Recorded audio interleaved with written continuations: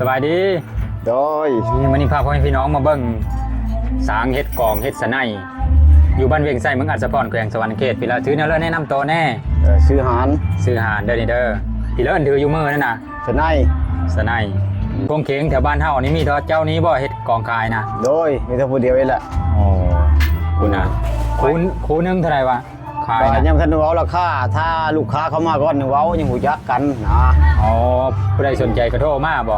คำว่าคูนึงนี่นะได้ว่าขายคูนึงนี่นะได้ว่าตัวใดกับตัวใดว่าคูนึงน่ะแล้วแต่น่าได้แล้วแต่มาเลือกเอาโอ้ผู้ใดอยากได้กองตุ้มกับกองหางนี่ก็ถือว่าเป็นคูนึงแล้วก็แถมสะไนนี่ให้นำถ้าเป็นคูแถมสะไนถ้าเป็นหน่วยเนี่ยบ่ได้แถมอ๋อถ้าสมมุติว่าเอากองตุ้มน้อยเดียวนะบ่ได้แถมสะไนนี่เอาแค่อันเดียวนะบ่แถมต้องซื้อตั้ง5นี่นะซื้อตั้ง5ถ้าอยากได้ก็ซื้อตั้ง5ถ้าตัวเดียวนี่ถ้าสะไนตัวนี้นั่น300,000กีบ300,000กีบสะไนนี่นะลองเป้าให้เบิ่งนั่นเป็นอะไรวะ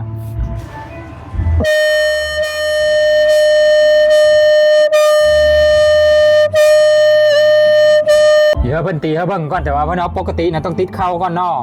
คันถ้ามีติดเข้ามันเป็นอะไรวะมันก็บ่ดังบ่จักเสียงมันติดเข้าก่อนบ่จักเสียง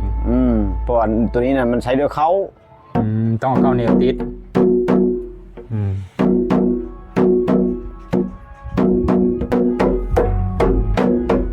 นี่ตีไปบ้านเฮาอ่ะเนี่ย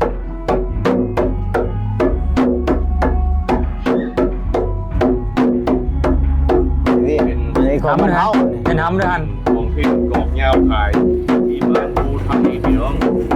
นั่นติ๊กโซ่นี่เป็นของที่เพื่อนเองกับมือของเพื่อนเลยจะใส่ไม้ทั้งลำแล้วก็ใส่ขวานซับเป็นกองจริงเนี่ยเป็นเบิ่งกองอีตุ่มมาในกองตุ่มธรรมดาโอ้ดินตากวัดได้นี่ดังก็กองวัดเอง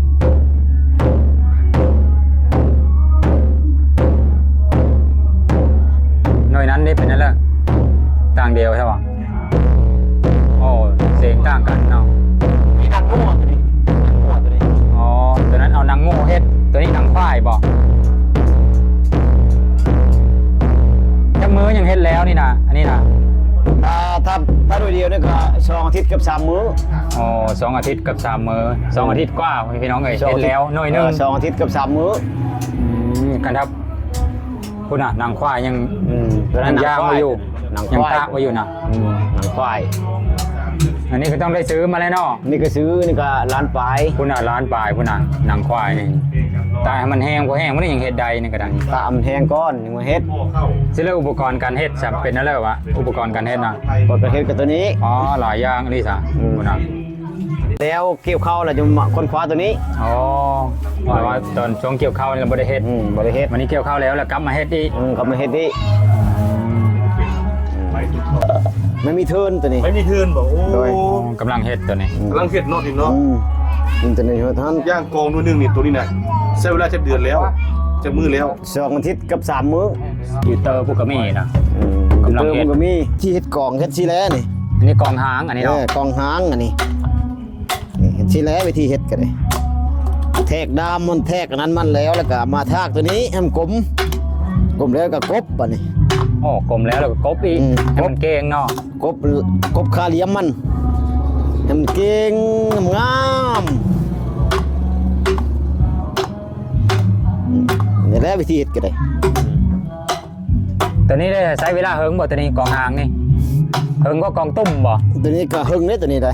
เฮิงดนตัวนี้เพราะว่าตัวนี้มันคูดยากทั้งในมานะโอ้มันยาวน้ำแล้วก็มันยาวน้อยน้ำเนาะมันยาวมันน้อยน้ำตัวนี้แหละสำคัญนะบนคอมันนี่แหละโอ้มันเห็นได้คอนี่ก็สบายดอกเห็นว่าคันถ้าผู้ใดสนใจโค้งเคียงแถวบ้านเฮาก็ติดต่อมาตามเบอร์โทรนี้ได้เนาะเบอร์กับ030 979 2336เบอร์นะโอเคบ่ได้ส่งเลยเนาะมีแต่มาเอาเองบ่บ่ได้ส่งแล้วมีแต่ผู้ใดสนใจแล้วมาโลดอยู่บ้านเวียงไส้เมืองอัศพรแขวงสวรรค์เขตเด้อพ่อพี่น้องเด้อเบอร์โทรก็ขึ้นตามที่เพิ่นเอาหั่นละ030 979 2336โอเคประมาณนี้ละเพิ่นเฮ็ดขาย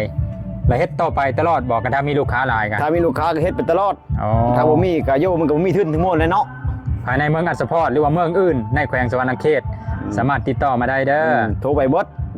โอเคโทรหาเพิ่นได้อยู่ไสก็ได้นะคันถ้าว่าให้ส่งให้ก็คิดราคาส่งนี่แหละเนาะคิดราคาส่งอีก ถ้าส่งนะ โอเคตามนั้นจ้ะ อืม